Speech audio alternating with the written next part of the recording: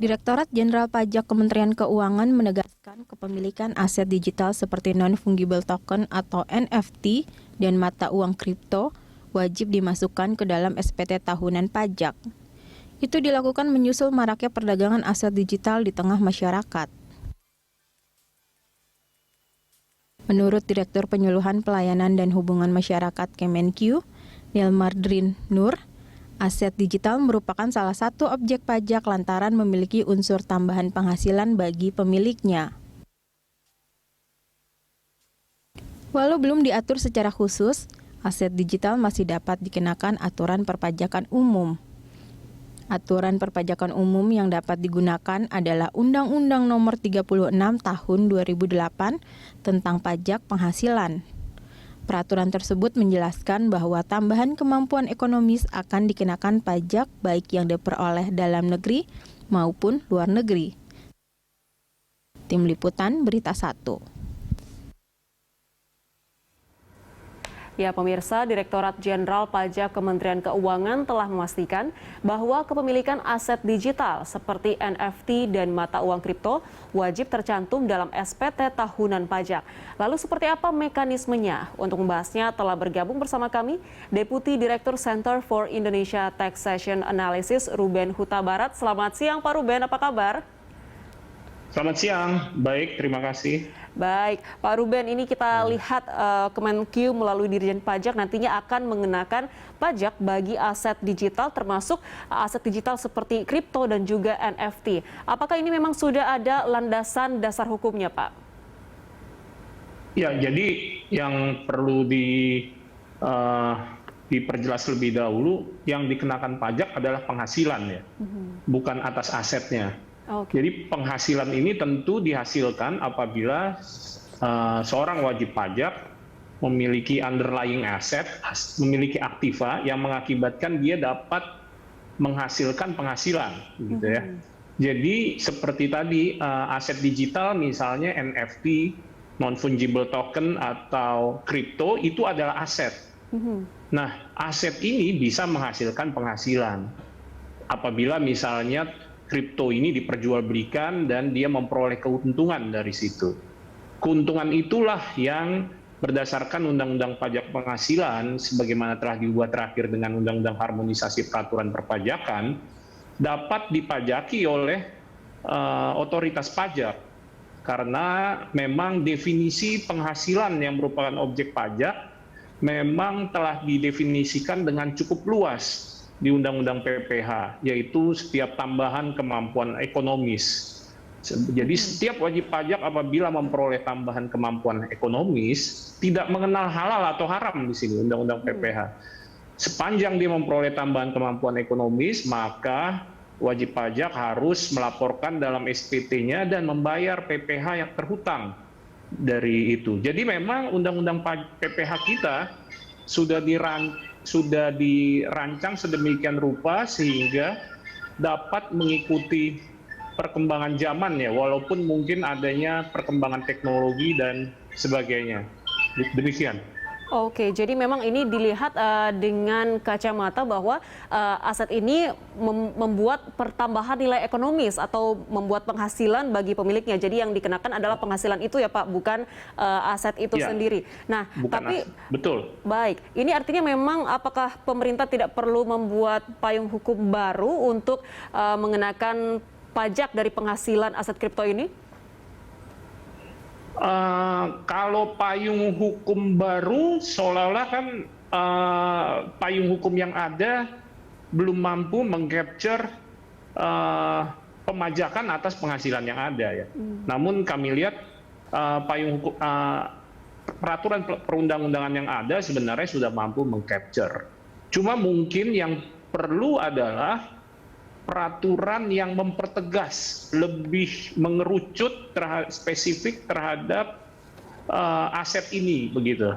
Jadi aset ini, misalnya aset ini diperlakukan sebagai apakah? Apakah aset berwujud? Apakah aset tidak berwujud? Karena itu implikasinya bisa berbeda. Nah, yang kami rasa diperlukan sebetulnya adanya peraturan turunan di bawah undang-undang, bisa misalnya peraturan Menteri Keuangan, yang mendefinisikan secara lebih jelas mengenai apa sebetulnya bentuk dari aset digital ini gitu. Perlu mendefinisikan secara jelas aset digital ini karena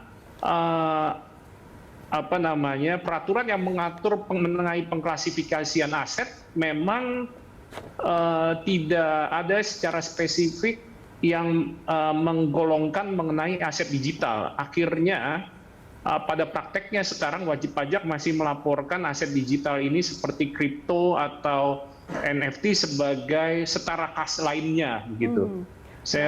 Maka dari itu kami rasa yang perlu memang dibuat peraturan di bawah undang-undang yang mempertegas, yang bersifat memberikan penegasan mengenai jenis asetnya dan bagaimana mekanisme pemajakannya, hanya berupa penegasan ya. Baik, nah ini juga mungkin dikarenakan belum ada definisi yang jelas ya Pak, aset digital seperti apa yang sebenarnya akan dikenakan pajak untuk penghasilannya, jadi timbul semacam pro dan kontra di masyarakat. Bagaimana Anda menanggapi hal itu? Ya, jadi memang sudah merupakan nature-nya bahwa suatu peraturan akan selalu lebih tertinggal dibandingkan perkembangan bisnis maupun perkembangan teknologi ya. Jadi memang peraturan pada umumnya akan sedikit tertinggal daripada perkembangan teknologi. Jadi seperti yang ada sekarang mungkin perkembangan teknologi jauh lebih pesat nih. Ya, jauh lebih pesat dibanding dengan pengaturan di dalam undang-undang itu sendiri gitu kan. Jadi memang itu suatu yang alamiah lah memang.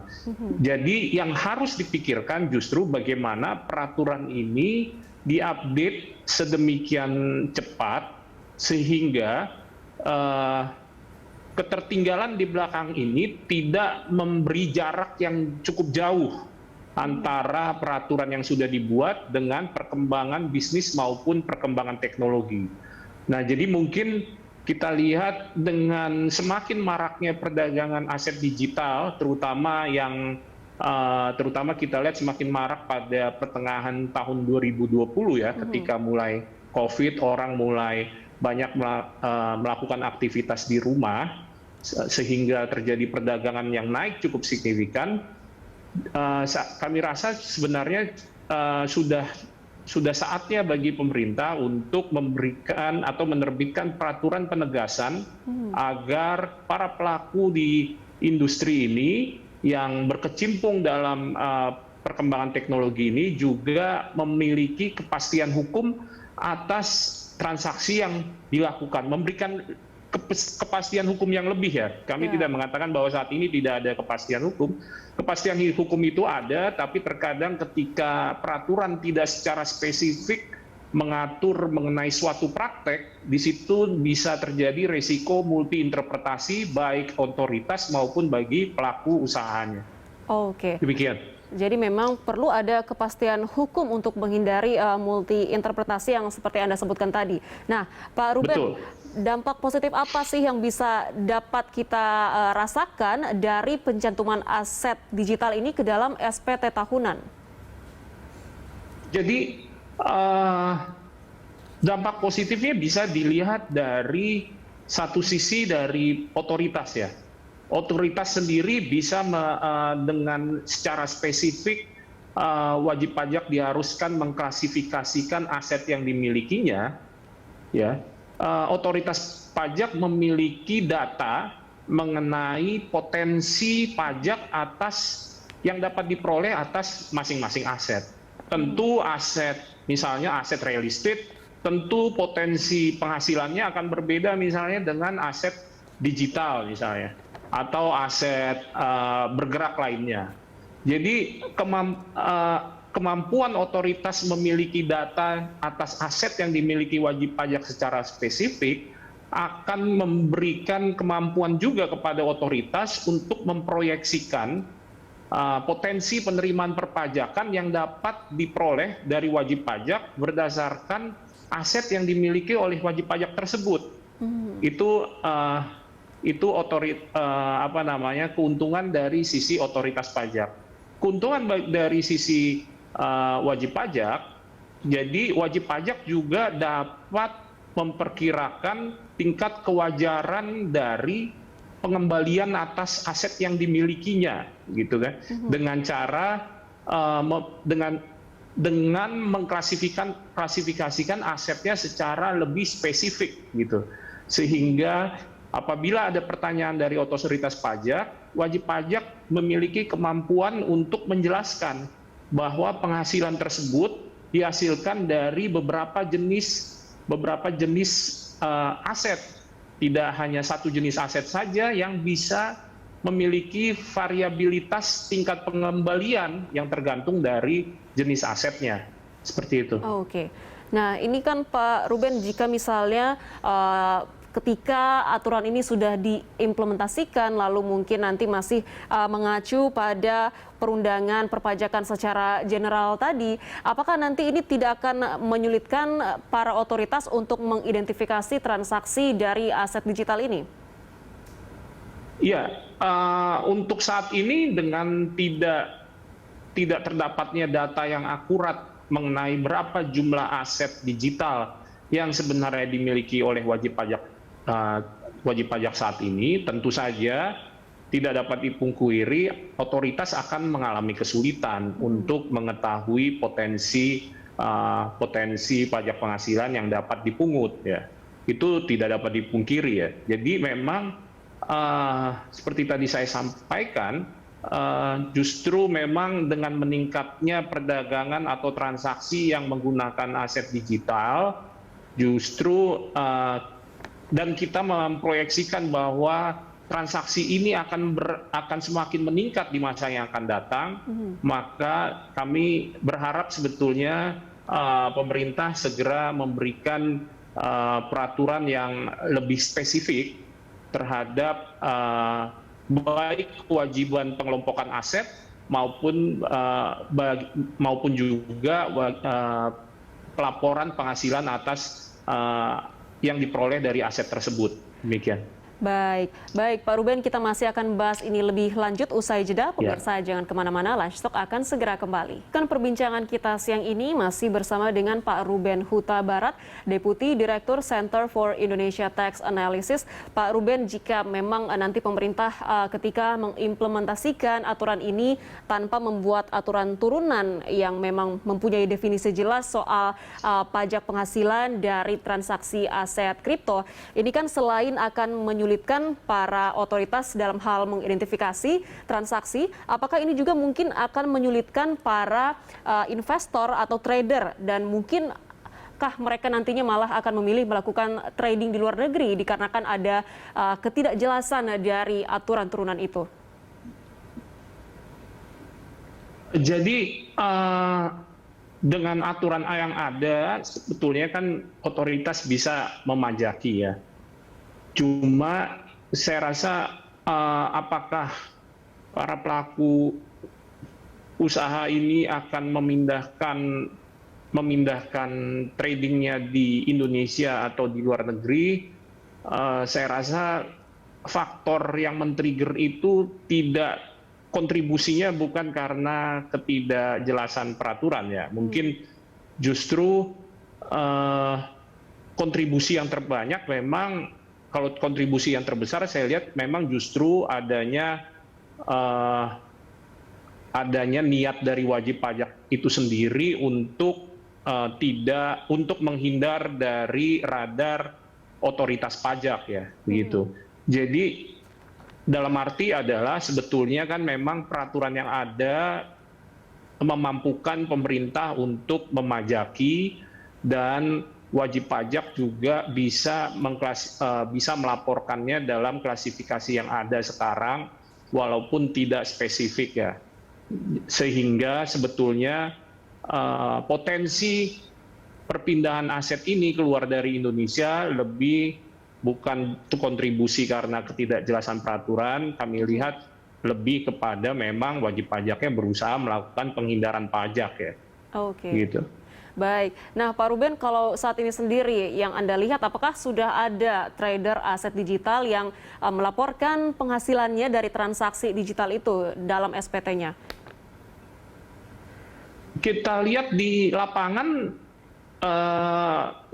bahkan sebenarnya sudah marak bukan sudah marak ya, beberapa wajib pajak yang kami tahu sebenarnya sudah melakukan trading atas digital asset ini sebelum maraknya dimulai tahun 2020, mulai melaporkan aset digital ini di dalam SPT. Ya tadi, tapi mereka mengkelompokkannya sebagai aset setara kas lainnya ya. Ya karena ketidakadaan klasifikasi aset yang secara jelas begitu. Jadi memang bagi wajib pajak yang merasa tingkat kepatuhannya sudah baik, apalagi setelah mengikuti tax amnesty, mereka tentu tidak mau setelah mengikuti tax amnesty tingkat kepatuhannya makin menurun. Jadi yang kita lihat, para wajib pajak yang sudah mengikuti tax amnesty yang lalu, bahkan sebisa mungkin tetap memasukkan aset digitalnya ini sebagai upaya mempertahankan tingkat kepatuhan mereka, gitu, sehingga memastikan tidak ada penghasilan maupun aset yang terlewat dilaporkan di dalam SPT ya, gitu. Oke, jadi memang walaupun ada wajib pajak yang juga merupakan trader aset digital yang menghindari kewajibannya untuk melaporkan, ada juga yang sudah punya kesadaran itu ya Pak, dan melaporkannya dalam SPT tahunan. Betul. Baik. Betul. Nah, kalau Anda lihat Pak, aset digital yang wajib masuk SPT tahunan ini membuka potensi penerimaan bagi negara, seperti apa pandangan Anda? Ya, setiap penambahan aset yang dilaporkan kepada otoritas pajak berarti semakin bertambah luas basis pemajakan yang dapat dipajaki oleh otoritas pajak.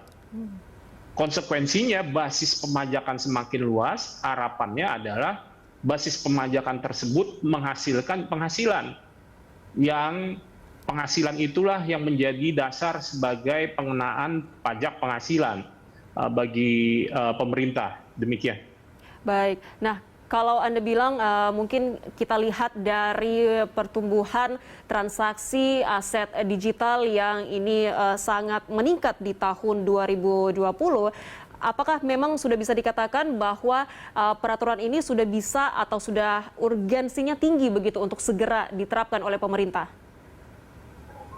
Ya, kalau menurut kami urgensinya mendesak ya, karena berarti kan kalau memang aset digital ini merupakan perpindahan dari satu aset ke aset yang lain, berarti kan kemungkinan memang ada perpindahan komposisi aset kan, begitu. Aset yang semula misalnya aset konvensional diubah ya kan oleh si wajib pajak untuk menjadi aset misalnya Bitcoin misalnya, ya kan? Itu kan selalu terjadi perubahannya. Itu kan aset tersebut asalnya adalah dari aset yang lain. Oke. Perubahan komposisi aset ini apabila tidak diikuti pergerakannya oleh otoritas tadi, maka ada risiko bahwa otoritas ada kesalahan untuk memperkirakan potensi pajak karena awalnya database yang dimiliki oleh otoritas pajak, misalnya asetnya hanya seluruhnya adalah aset konvensional, ternyata pada kenyataannya misalnya dari 100% aset konvensional itu misalnya 10% sudah berubah menjadi aset digital ya.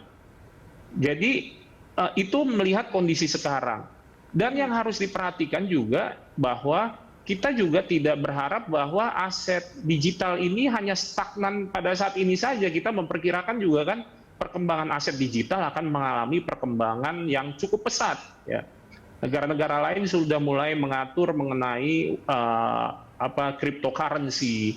Dengan sendirinya kita melihat perkembangannya semakin pesat. Kembali ke pernyataan saya sebelumnya bahwa peraturan diharapkan tidak jauh tertinggal dari perkembangan teknologi maupun perkembangan usaha. Jadi ketika peraturan ini diupdate juga harus memproyeksikan bagaimana kondisi usaha atau kondisi perkembangan teknologi jauh misalnya 10 atau 20 tahun ke depan. Demikian. Jadi selain urgent pada saat ini kita butuhkan karena memang kondisinya aset digital semakin berkembang, urgent juga karena ekspektasinya pada masa yang akan datang ini semakin jauh berkembang. Ya. Begitu. Baik. Nah, kalau nanti aturan ini memang sudah wajib untuk dilakukan para trader, ini sanksi seperti apa Pak yang akan mereka hadapi kalau kita masih mengacu pada undang-undang perpajakan yang secara general? Jadi otoritas pajak kembali memiliki kemampuan, dimampukan oleh undang-undang untuk memajaki wajib pajak yang diketahui tidak melaporkan seluruh asetnya di dalam SPT. Kenapa seperti itu? Karena wajib pajak yang tidak melaporkan asetnya berarti dia pernah memiliki penghasilan yang belum dilaporkan untuk dapat memperoleh aset yang tidak dilaporkan tersebut. Dengan sendirinya ketika otoritas pajak bilang, "Hei, saya menemukan kamu punya aset kripto nih di SPT saya nggak ketemu nih, misalnya 100 perak. Kalau begitu karena ini aset tidak pernah kamu laporkan, berarti kamu dulu pernah punya penghasilan sebesar 100 juga karena kamu bisa memperoleh aset kripto ini." Maka otoritas pajak bisa mengenakan surat ketetapan pajak atas penghasilan yang dianggap belum dilaporkan ini dari ditemukannya aset yang belum pernah dilaporkan di dalam SPT-nya. Demikian. Baik. Nah, terakhir Pak Ruben, seperti apa imbauan kepada wajib pajak yang memiliki aset digital, NFT maupun kripto untuk melaporkannya ke dalam SPT pajak dan juga mungkin masukan dari Anda kepada otoritas pajak? Silakan. Iya, jadi yang pertama bagi wajib pajak yang belum sempat melaporkan asetnya, jadi memang untuk saat ini pengklasifikasian aset kripto itu memang belum diatur secara spesifik ya di dalam pengisian SPT, petunjuk pengisian surat pemberitahuan tahunan. Namun bukan berarti aset tersebut tidak dilaporkan, bisa masih dikelompokkan ke dalam setara kas lainnya, gitu. Apabila memang aset ini sudah diperoleh sebelum tahun 2020, aset kripto ini sebelum 2020, namun setelah tahun 2016, wajib pajak pada saat ini diberi kesempatan oleh pemerintah untuk melaporkan aset tersebut dengan mengikuti program pengungkapan sukarela wajib pajak atau yang dikenal dengan tax amnesty kedua ya. Nah, disitulah kesempatan yang diberikan oleh pemerintah untuk melaporkan aset digital yang mungkin belum sempat dilaporkan terakhir sampai tahun SPT tahun 2020 ya. Jadi ini momen yang menyambung ke momen adanya pengungkapan sukarela, justru momen yang tepat untuk melaporkan aset yang terlupakan tersebut. Nah, untuk masukan bagi pemerintah dalam hal ini otoritas pajak, memang kita melihat perkembangan dunia usaha maupun perkembangan teknologi saat ini memang sangat pesat ya. Walaupun juga kami melihat otoritas pajak sendiri memang dalam periode kepemimpinan Dirjen Pajak saat ini sangat cepat mengadopsi perkembangan teknologi ya. Kami melihat spiritnya seperti itu.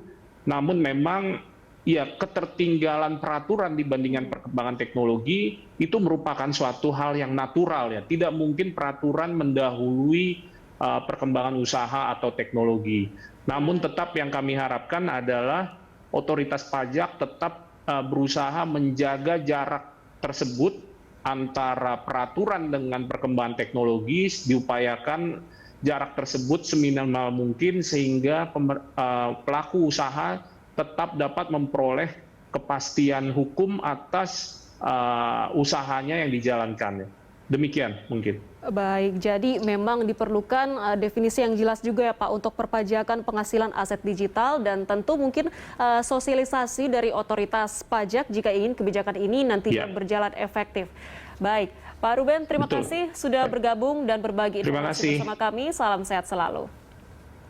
Terima kasih, selamat siang.